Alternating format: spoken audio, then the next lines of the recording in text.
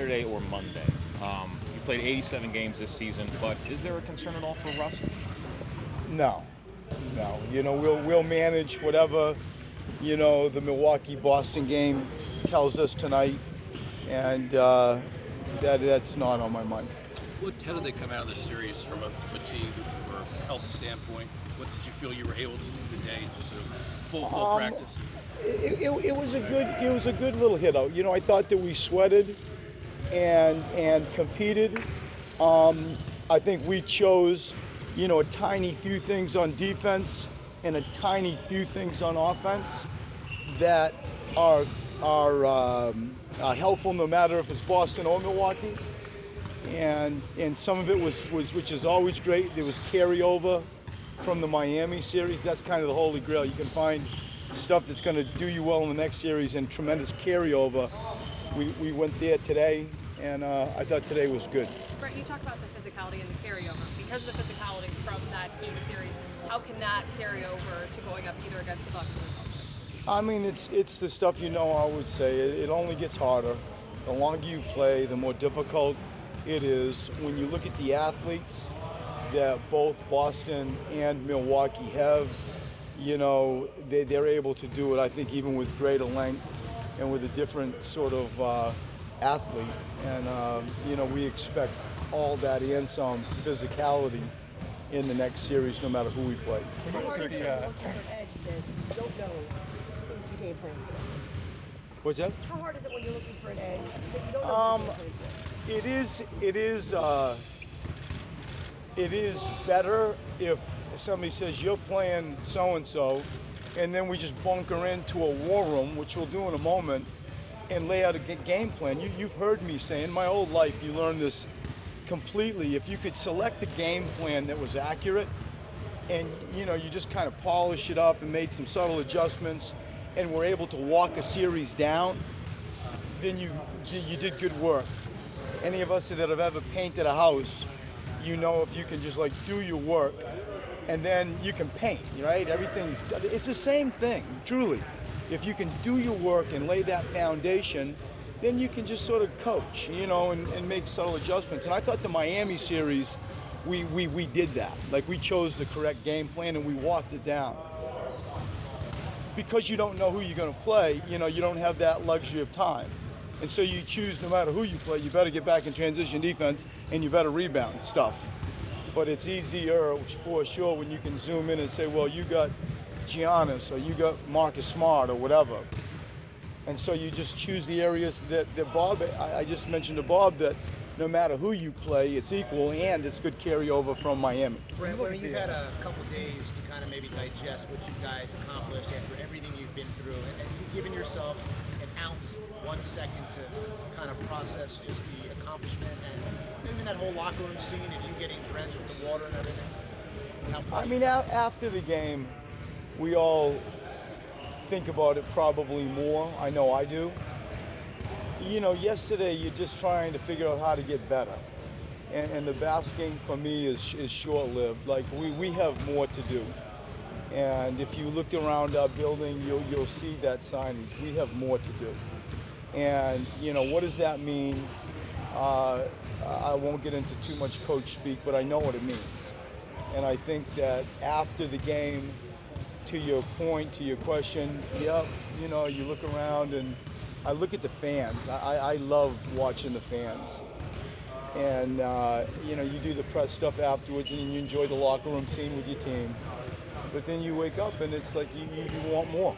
There's more to do. When you look at some of the veterans on this team, how much of them at least seems like kind of taking a back seat personality-wise and letting guys like Ben and Joel develop leading this team? How much has that affected the way things have worked out this year? Has that been an important part to the young players' development that some veterans would kind of step back and let the young players go in terms of their personalities? You mean the veterans recognizing that Ben and Joel have... I guess maybe someone like JJ could come in or Amir come in and use their clout and reputation and say, this is going to be my team, but instead it seems like they've let Joel and Ben kind of take the lead as being, personality leaders.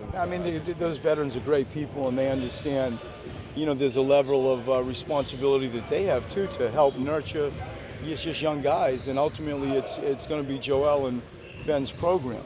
And, you know, they're going to be here for a lot longer than all of us. And I feel that, you know, we got to set the foundation and set the stage where it's the correct stage, it's the correct values, the messaging is correct. And those veterans sure help us do that. Right. Is there carryover from a personnel standpoint as well, or with the advent of a new series, do you, for example, maybe take a look at TJ and Markel again as your backup ball handler? I mean, it's tough to say when you don't know who you're playing. I will say that all things are on the table.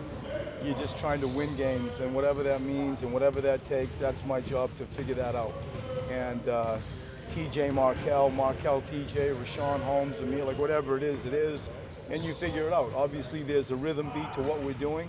We've been playing good basketball. We just left the series winning 4-1, thinking we have to do too much different. I don't think that's true. I don't want to overthink it, but as series unfolds, you know, you find different things, and like we did in Justin and TJ last series. And this series will be no different. Something else we'll learn about that we're not able to predict, you know, now. Brett, in your experience, is there like a difference from the first round to the second round, or is it, I mean, is it the same? It is not the same. In every series, the deeper you go, I'm going to paint something more physical, something more dramatic, something more fundamental, something that you have to game plan and be on point with a scouting report. Everything just gets amped up. Everything gets amped up. And, you know, there are times if you study series, the game isn't as fast.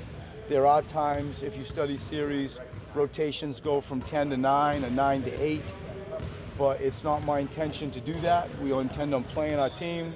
We want to play fast. And the physicality, I think you're going to see really what I'm saying. The Miami series for sure was physical, and you know, in both Boston and Milwaukee, we understand what we would get with either of those two teams from a physical and defensive standpoint. Is that like an advantage to you guys? I mean, like, you know, like everybody wants to shorten their bench, so to speak, but I guess your style of play and the shooters you have, it's to your advantage to go 10 deep. I think it is. I feel like it's something that we hope to, you know, just play with the style, play with the pace that got us where we're at. You know, there's a real challenge at times where if you start shrinking a rotation, you gut the spirit of a team.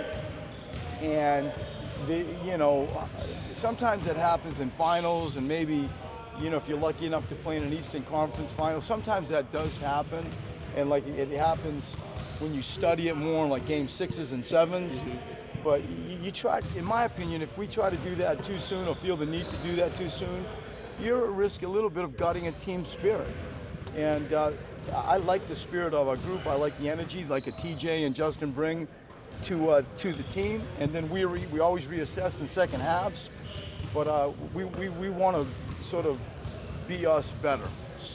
With some of the veterans going back then, was there always a conscious decision philosophically, like, yeah, the talent has to be right, but the character part of it, that is a non-negotiable for bringing someone like that in to be around a young group?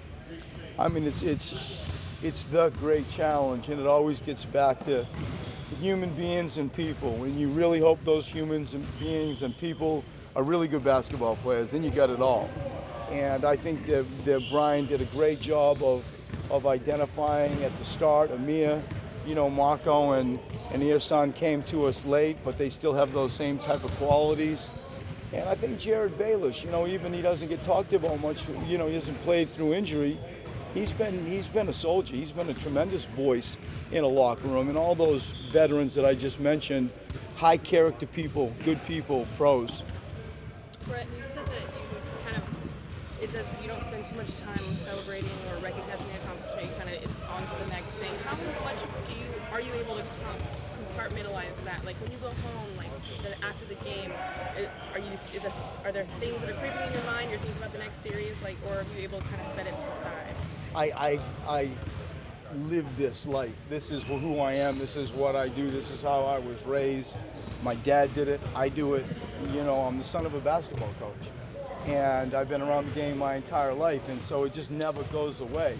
And that should be heard in a good way. I love what I do. I love what I do. And so there's always things that are on your mind that you wish you could have done, you're glad you did, but it's never anything else. Ultimately is how do you try to bring a championship to the city? Like that's always the end game thing for me.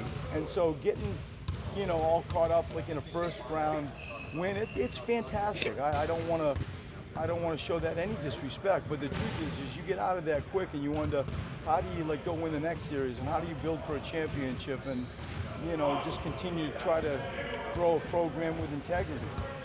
And those types of things are what's most always on my mind. Two more guys. Brett, in the Miami series, Ersan and Dario were just excellent rebounding the ball, especially on the offensive end of the floor when you were playing 4 shooters around the band. What do you see from them in rebounding? Is it technique? Is it anticipation? Is it positioning? Commitment. Commitment and rules. If you take the rules, and they're not negotiable. These are the rules, fellas. This is what we expect from you.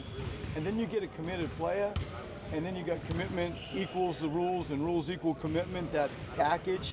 They got a chance to do what you just said, and both of those guys are committed rebounders. Thanks, Brett.